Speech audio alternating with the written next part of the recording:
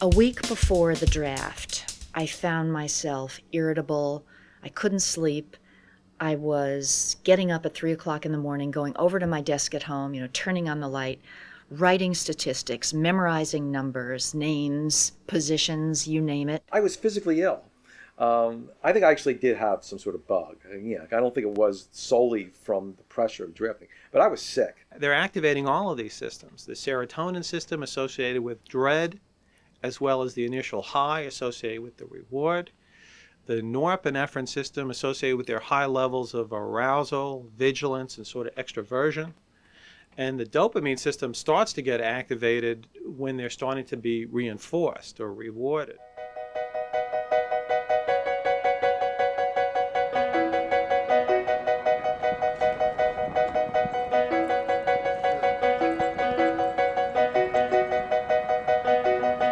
From here on out, it's just very boring instructions. Bring your own food, bring your own drink, except for the pretzel rods and licorice, and be prepared to do the grind.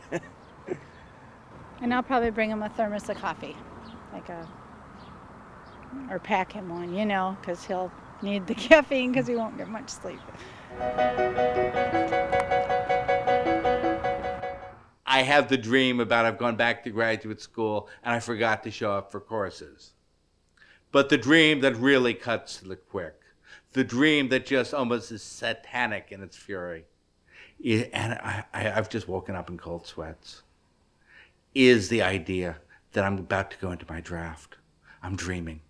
And I forgot to do the lists.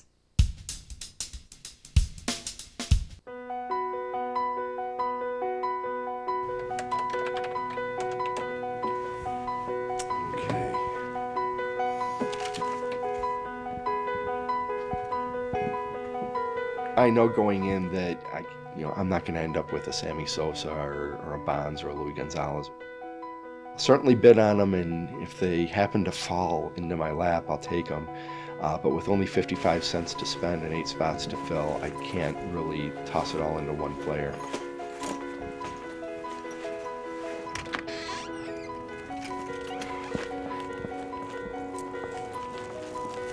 It's all about trying to evaluate players, putting different players together with different skills to try and build a team that is going to do well as a whole. No adrenaline rush yet. That'll probably hit in the minutes before we're getting ready to start up.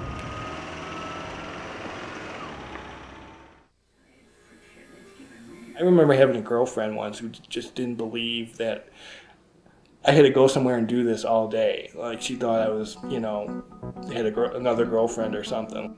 I was like, I can't just not go. I mean, this is like the most important day, and like these guys are counting on me being there, and I'm gonna screw everyone over if I don't go. And plus, I want to go. We're gonna have about 130 players drafted. If you figure the average player takes 5 minutes, 130 times 5 is 630 minutes. That's 10 hours.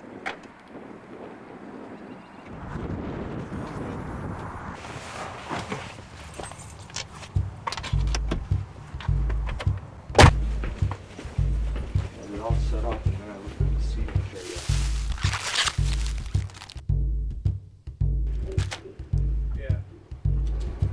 and all right, is everybody ready to get started? At least with the administrators. Everyone's here. Hey, Bruce. Hey, Dave. Let's go Sammy Sosa for 27 cents. 39. Oh, it's going to be one of those years. 44. 45. 46. 48. I'm out. There's so many mixed currents going on at the same time. And you have to sit there with your friends, competing with your friends, and knowing you can't get what you want. What happens is we acquire the players that will make up our roster. I'm out. Someone nominates a National League player. I'm out. We'll go around the I'm room out. bidding on him.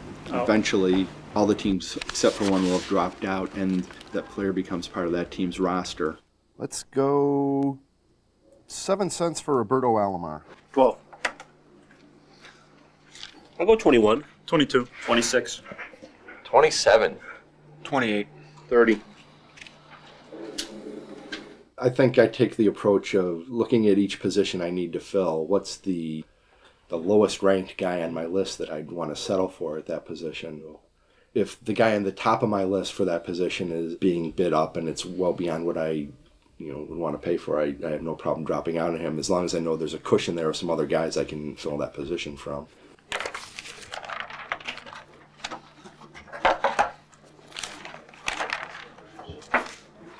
He's yours. What do you think of the guys we've got left that are a little bit more established, like Lichtenberg, Ashby, Riedling? We've drafted 72 players so far, so we're only barely halfway done. So I think we've got 6, 12, 16, 20, 41, 43, 44, 48. We still have 60 more players left to draft if my math is right, so that's another 5 rounds. That's about another 4 to 5 hours. So. 25. 26. You can have them. I didn't want him. Hideo Nomo to the 6-packs. Part of the game is making other people spend more money than they wanted to get the player they want. And that's where the gamesmanship is. If I can get you to spend $4 more than you intended on Pedro Martinez, that will be $4 you don't have to spend against me later in the game. I'll go 17.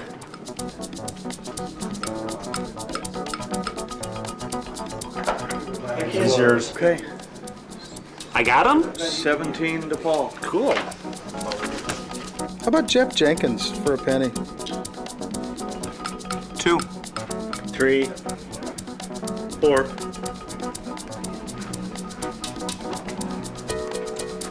15. 16. 19. No, I'm out. I've got to make a decision. And it's like I've got to switch from kind of being relaxed and just watching other people do things and watching them spend their money, which is what I wanted them to do, to having to make like a really big strategic decision that was going to affect the rest of my draft. Okay, I will say 20. There's a fine line between being aggressive and being stupid. I want to be well-rounded and solid in all 8 categories.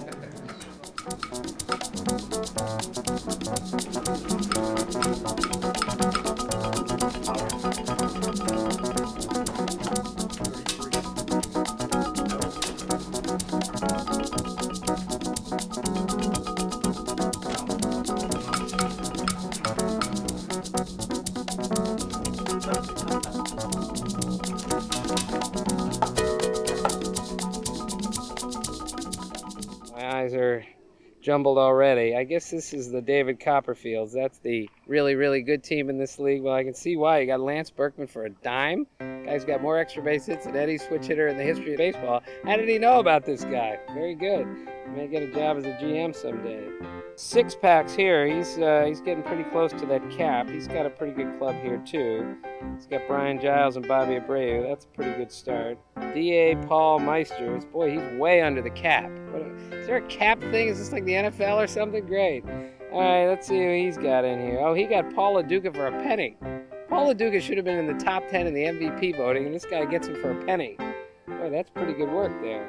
He's probably made some bad choices. That's a pretty good one. He's got Piazza and LaDuca on the same team. Now, can you play both those guys at the same time? How does this work?